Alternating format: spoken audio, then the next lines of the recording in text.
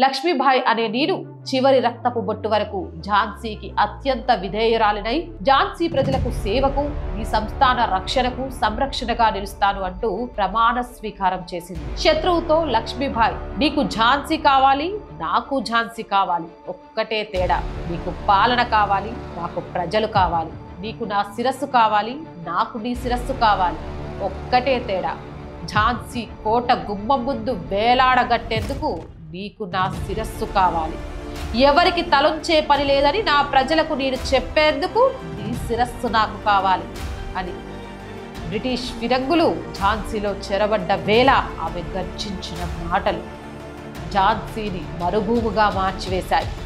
లక్ష్మీబాయి, ఆమె అశ్వం, ఆమె చేతిలోని ఖడ్గం పోరాటం ఆపలేదు. దేశాన్ని శత్రువుకు వదిలిపెట్టనివ్వదు. నడుముకు తన దత్తపుత్రుణ్ణి కట్టుకొని యుద్ధ రంగమున దూకింది. శత్రువు ముట్టడి ఎక్కువయ్యేసరికి తన గుర్రంతో 50 అడుగుల కోట గోడ దూకి శత్రువును చిక్కకుండా తప్పించుకుంది. శత్రువు దాడి చేయడంతో పోరాటంలో తీవ్రంగా గాయపడింది. బ్రిటిష్ వాళ్లకు నా శవం కూడా చిక్కకూడదని చితి పేర్పించుకొని స్వతంత్ర సమరాగ్ని జ్వాలలకు ఆహుతి అయ్యింది వీరనారి ఝాన్సీ లక్ష్మీబాయి.